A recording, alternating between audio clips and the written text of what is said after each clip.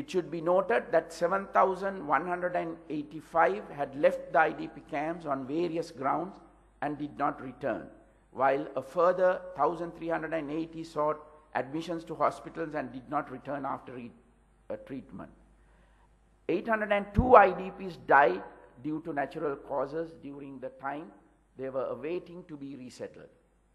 Only 5,424 individuals from 1,597 families remain in the last functioning welfare village. These IDPs are from areas that have the highest concentration of mines, which have taken a little longer than expected to render safe. The government intends to complete the resettlement of all IDPs by the middle of this month. Resettling nearly 300,000 internally displaced people in just 3 years is a very significant accomplishment. It would not have been possible without the professionalism and commitment of the military, which facilitated almost all the major undertakings involved. Apart from the IDPs, the government faced another major challenge with regard to rehabilitating the large number of LTT cadres who surrendered or were detained during the course of the humanitarian operation. A total of 11,989 LTT combatants surrendered to the military during the humanitarian operation. These cadres were categorized according to their known level of involvement in LTT activities and treated separately. The Bureau of the Commissioner General of Rehabilitation was established to oversee their rehabilitation and reintegration. A 6+1 rehabilitation process model was adopted for the beneficiaries of the rehabilitation program.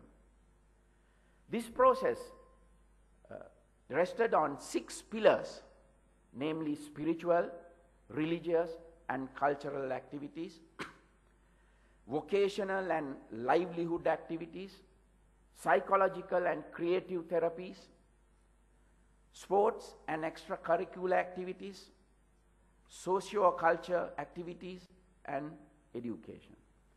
Community awareness programs were also conducted and efforts taken to sensitize the public to the needs of the beneficiaries so that they would be more receptive to their reintegration. Particular attention was given to the 594 child soldiers who surrendered. A special rehabilitation program was organized for them with assistance from UNICEF. These programs were carried out at the Child Protection Center in Punatottam and the Hindu College, Ratmalana. Much effort was taken to provide proper counseling for these child beneficiaries. Special spiritual development activities and positive values cultivation programs were conducted for them. Formal education was provided, with classes being conducted for more than 200 students between grade 8 and grade 11, and 65 students in the advanced level sections. Several 6 months long vocational training programs were also conducted in subjects including information technology, aesthetics, carpentry, masonry, beauty culture, etc. The child beneficiaries were reunited with their families within 1 year, although 74 came back to Hindu College Ratmalana to continue the education programs they had been following. The adult beneficiaries of rehabilitation were initially housed in 22 protective accommodation and rehabilitation centers maintained by the Bureau of the Commissioner General of Rehabilitation. All of the centers were built to a good standard.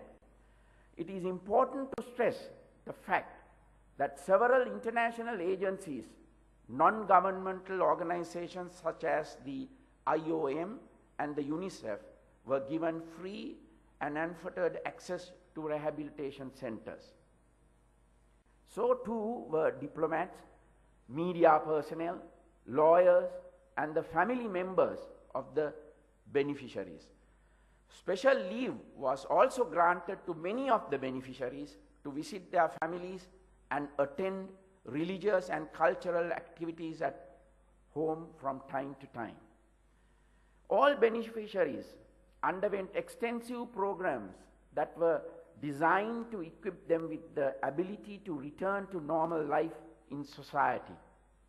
Spiritual, religious, and cultural programs were also conducted with an intention to reacquaint the beneficiaries with cultural and family norms. Psychological and creative therapy rehabilitation was provided, including group counseling and therapy sessions, aesthetics and drama therapy programs. Beneficiaries were also encouraged to take part in various sports activities. Special training and periodic refresher training was provided to center administrators on how to provide psychological first aid and counseling. The counseling program was designed in partnership with the Ministry of Health Care and Nutrition, Ministry of Social Services and Social Welfare, and many non-governmental organizations engaged in this field. This was intended to correct the mindset of the ex-combatants and affect attitudinal change. Much efforts was taken to enable them to develop their personalities as individuals. A lot of attention was paid to the reunification of families, with married ex-combatants being given the opportunity to rejoin their spouses, children, and parents at special rehabilitation centers called peace villages. This enabled many beneficiaries to continue their rehabilitation without any disruption to their family life. A mass marriage ceremony was held in June 2010, where 53 ex-combatant couples were formally given in marriage with the consent of their parents and families. The marriages were conducted per religious customs and traditions, and many parents and well-wishers attended the ceremony. A special protective accommodation and rehabilitation centers was established at Kaitadi in Jaffna to cater to the reunification of married beneficiaries as well. A special program for catch-up education was provided in collaboration with the Education Department for young adults who opted for the program. Under this, 361 students sat for the GC Advanced Level Examination in 2010. 222 of these students passed this exam. In 2011, 304 students sat for the Advanced Level Examination, of whom 43 became eligible for university admission.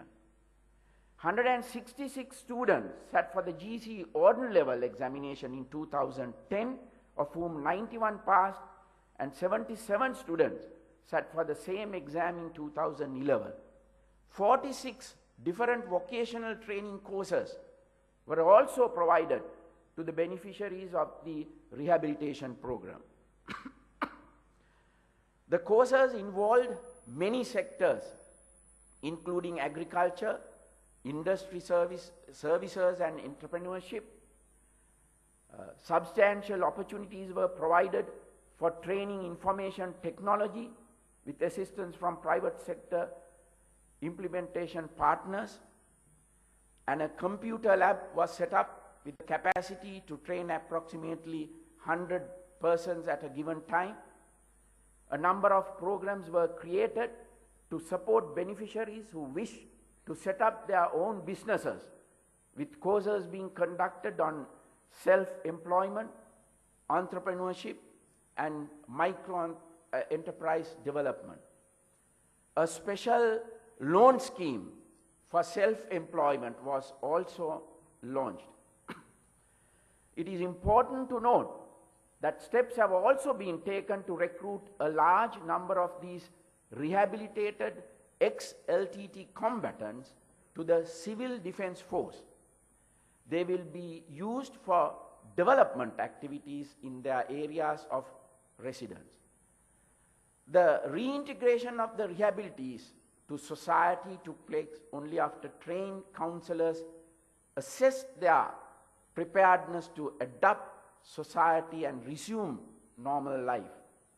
Reintegration programs were conducted at various stages, including a large ceremony that was held at Temple Trees in September 2011 in the presence of His Excellency the President.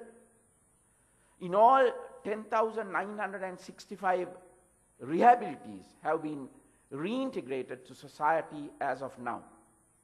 121 were released in 2009, 5,227 were reintegrated in 2010, and 5,027 were reintegrated last year. So far, this year, 590 beneficiaries of the rehabilitation program have been reintegrated to society. Only 636 beneficiaries still remain in rehabilitation at 4 centers located at Maramadu, Valikanda, Kandakadu and Punathotta. These rehabilitees are not yet ready to be reintegrated to society and require more time to recover from the LTT's indoctrination and regain full capability to lead normal lives. It should be noted that a further 383 ex-combatants who were in the rehabilitation program have been identified and detained for further investigation and legal action. It should also be mentioned that many of the LTT cadres who were detained during the course of the war have also been sent for rehabilitation, with only cadres most involved in LTT activities being selected for prosecution. The primary focus of the rehabilitation and reintegration program was to equip the former LTT cadres with alternative means to meaningful existence. It was felt that the best way to de-radicalize these individuals was by granting them the chance to become productive members of society who had no reason to feel marginalized or insignificant. A preliminary report on research conducted about the rehabilitation program by Dr. Ari Kruglansky and Dr. Gelfland of the University of Maryland, College Park in the United States of America, has indicated that even hardcore ex-LTT cadres have undergone a significant reduction in their support for violence. The more the beneficiaries build up a rapport with the staff members and guards at the rehabilitation centers, the less likely they were to support the violence they believed in while they were with the LTTE. These findings are not only very encouraging from the point of view of restoring normalcy in Sri Lanka, but they also vindicate the approach adopted by the government towards rehabilitation and reintegration. This approach has been extremely generous. Most of these cadres who were beneficiaries of rehabilitation and reintegration were involved in attacks against armed forces personnel on the field of battle.